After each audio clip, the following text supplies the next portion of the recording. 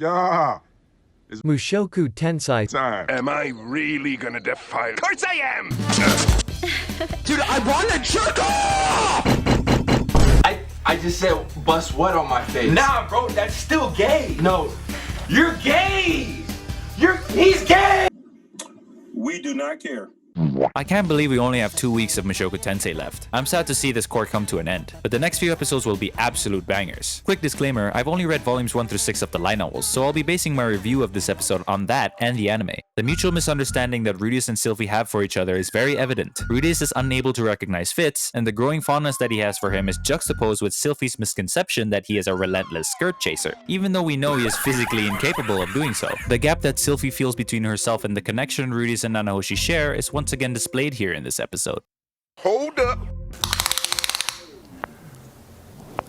That's quite big. Her tendencies for being a possessive individual are leaking, and it's really fun to see that in comparison to her calm personality. This episode's vibe felt similar to that of episode 6, in that it's mostly a rundown of what is Rudeus' schedule and how it has been affected by the events that have happened prior. When Rudeus states that his training routine might go bad if someone's mood were to change, he is most likely referring to the fact that he might have to spar against Barigari if he so felt like it. Bro is so desperate that he asks a testosterone-filled creature like Barigari if he knows how to fix impotency. Once again, we are blessed by the sight of Persena and Linnea, and their fight over who is number 2 is a nice callback to their mating season customs. When Linnea tells Rudeus to cut Goliath some slack, she refers to the gorilla women as her own kin. This notion is actually explained more in volume 4 of the light novels. Beast folk was a generic term used to describe people who lived in the Great Forest. There are many that originated from there and migrated to different parts of the world. For example, some of them migrated to the demon continent and became known as demons. But in general, they all tend to retain a single animal-like feature. In a sense, people like Nokopara and Blaze were also once part of the beast folk. So in extension, Goliath can also be considered to be once part of the beast folk, which is why Linnea referred to her as kin. It is really nice to see Zenoba and Julie again. Their relationship has visibly blossomed since this past year has gone by. The way this show portrays Zenoba's gradual connection he has with Julie is such a fine detail, as we see him concerned about something as small as Julie's inability to take a seat on the 3rd floor. Why does Barigari look like he has boobies in this frame? Seeing Julie speak the human language fluently was kind of surprising to me. After all, the last time we saw her, she still hadn't been able to speak clear sentences yet. She really has grown a lot in this past year, considering that her training hasn't changed. However, I am very sure I can see people on Twitter yelling over the fact that Julie is drinking alcohol at such an age. To which I say fair enough, but this is a fantasy setting and she is a dwarf, so there's not much more to say about that. Nanahoshi's experiments are proceeding and Rudeus helping her with them was interesting to see, especially considering the magic circle. Rudeus channeled his energy to summon what looks to be a bird feather. From what we can gather, the way summoning magic works is by drawing a specific type of magic circle and channeling mana into it. There must be more to it, as simply channeling mana and drawing a magic circle is not enough according to Nanahoshi. We also have to consider the fact that Rudeus is doing this all incantationlessly, so he might be skipping a few steps that would be done by normal users. One thing that really stuck out to me was the idea of the amount of mana it would take to summon a human being. Considering that it took so much mana to summon Nanahoshi, to the point that it caused a disaster, I'm wondering if Rudeus will even have enough to compensate for that fact. Though if he was acknowledged by both Kishirika and the Dragon God, he might have plenty. With his schedule being filled up, it leaves no time for him to meet up with Fitz. The anime used this figurine as a way of reminding him of not meeting up with Fitz as often. I like how the incomplete figurine is posing in a similar way that Sylvie and Fitz would. Additionally, the blank state of the figurine can also symbolize the lack of clarity Rudeus has on his feelings towards Fitz, and the disconnect he subconsciously harbors for blurring the lines between Sylvie and Fitz. Who knows, maybe one day that figurine will be shaped into Sylvie once everything is revealed. Soldat, the best boy, makes a return. It's nice to know that Rudeus has a genuine friend he can be himself with. Cliff and Ellen Elise came along with Rudeus' reunion with Soldat. When Ellen Elise mentions that they won't run into trouble, she states the fact that they are not Rudeus and they won't fight dragons or demon kings. This statement is an underlying plot point that I believe carries significant weight. But putting that aside, Luke still seems to dislike Rudeus, probably for the sake of protecting Sylvie's feelings. The way Sylvie looks at Rudeus got me.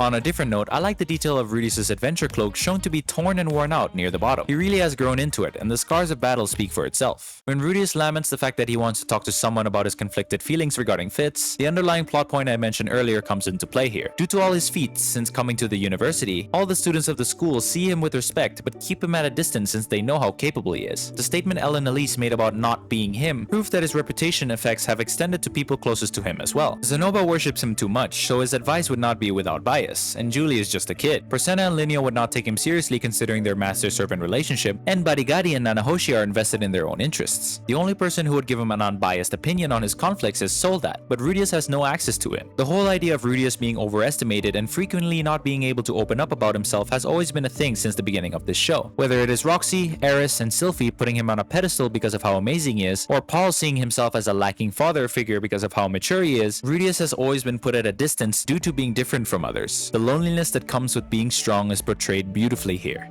The feeling Rudeus has after being somewhat ignored by Fitz is a lot more crushing than he thinks. Even though Fitz should be a senpai to him, a well-respected senpai that he cares about, that simple interaction between them caused a big disturbance in Rudeus' heart. This is once again compared to the figurine, which seems to symbolize his confused feelings. Rudeus' suspicions on whether or not Fitz is really a boy have begun. He still harps on copium, despite getting a clear answer from Professor Genius.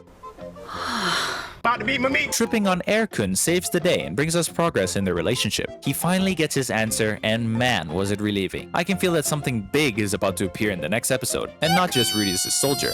Overall, this episode was mostly a filler, but a nice build-up for the penultimate episode of this core. It is nice to see how everything has changed after Rudeus' arrival at this university. And finally, progression between Rudeus and Fitz's relationship. I don't think Sylphie will be able to escape from this reality any longer. The next episode seems to be titled, To You, and it could somehow be connected to the title of this episode, because as of now, we have these feelings to you. Wow.